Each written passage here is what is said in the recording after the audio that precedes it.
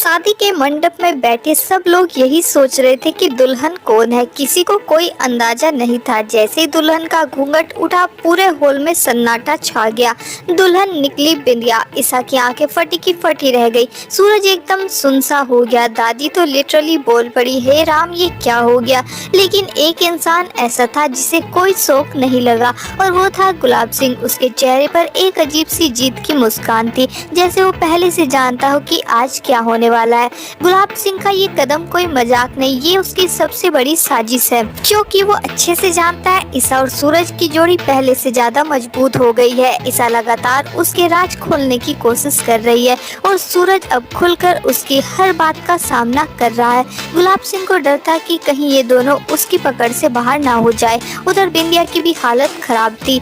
उसकी सारी पोल खुल चुकी थी। घर वाले उसे तवज्जो नहीं देते। सूरज उसे बिल्कुल इग्नोर करता है और ईसा उसकी सबसे बड़ी दुश्मन बन चुकी है।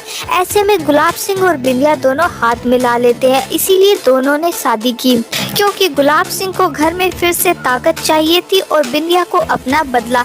जैसे बिंदिया का चेहरा दिखा, उसने सबसे पहले सूरज को देखा। उसकी आंखों में न डर था न शर्म, सिर्फ एक बात साफ दिखाई दे रही थी, अब खेल तुम्हारा नहीं मेरा होगा। ईसा ने समझ लिया कि ये कोई छोटी गलती नहीं, बिंदिया पूरा प्लान बनाकर आई है और इस प्लान को अंजाम देने में सबसे बड़ा हाथ गुलाब सिंह का है, क्योंकि पूरे घर में सिर्फ एक वही था जिसे पता था कि असली दुल्हन कौन है। कुछ देर बाद घर में हंगामा हो जाता है। दादी चिल्ला चिल्ला कर कहती है, ये शादी कैसे हो गई। खुशबू रोने लगती है। आरव कंफ्यूज है। अनुराग टेंशन में और सबसे ज्यादा टूटी हुई है ईसा।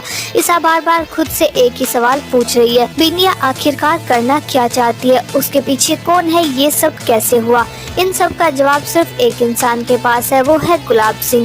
शादी खत्म होते ही बिंदिया एकदम नए रूप में नजर आती है। वो दादी से कहती है, अब इस घर की बहू मैं हूँ। खुशबू की तरफ देखकर बोलती है, अब से घर के फैसले मैं लूंगी। सूरज को देखकर एक कड़वी मुस्कान देती है, याद है ना, मुझे अंडर एस्टिमेट मत करना। और ईसा के कान में धीरे से कहती है, अब मैं देखती हूँ तुम सूरज की जिंदगी में कितने दिन टिक पाती हो। पूरे घर में चुप्पी। सब ये समझ चुके हैं कि बिंदिया पहले वाली बिंदिया नहीं रही, वो अभी बहुत खतरनाक बन चुकी है। शाम को शादी के बाद गुलाब हवेली में हर कोई शौक में है। इधर उधर कानाफूसी हो रही है। किसी को समझ नहीं आ रहा है कि अचानक बिंदिया दुल्हन कैसे बन गई। लेकिन ईसा शांत नहीं बैठने वाली। उसे यकीन है ये सब कुछ न कुछ बड़ा खेल है। छुपते छुपाते दुल्हन वाले कमरे की तरफ जाती है, जहाँ बिंदिया की तैयारी हुई थी। जैसे वो कमरे में जाती है, उसे अंदर से किसी की बात करने की धीमी सी आवाज सुनाई देती है। ईसा धीरे से पर्दे के पीछे छुप जाती है। अंदर गुलाब सिंह और बिंदिया बैठकर धीरे धीरे बात कर रहे होते हैं। वो दोनों नहीं जानते थे कि ईसा वहाँ पर खड़ी हुई उनकी बात सुन रही है। बिंदिया कहती है, गुलाब सिंह जैसा तुमने कहा था मैंने वैसा किया, अब वादा निभाइए। अब इस घर में मेरी जगह कोई नहीं ले सकता। गुलाब सिंह गुस्से से, तू बस अपनी जुबान बंद रखेगी। किसी को ये नहीं पता चलना चाहिए कि हमने शादी क्यों की है। अगर किसी को सच्चाई पता चली तो तू भी यहाँ नहीं रहेगी। बिंदिया हंसकर बोलती है, अरे मैं क्यों बताऊंगी, मेरा फायदा तो इसी में है। और वैसे भी मैंने तुमसे कहा था ना, मेरा बदला अभी पूरा नहीं हुआ है। सूरज को मैं चैन से नहीं जीने दूंगी। ईसा की खुशियों को मैं बर्बाद करके छोड़ूंगी।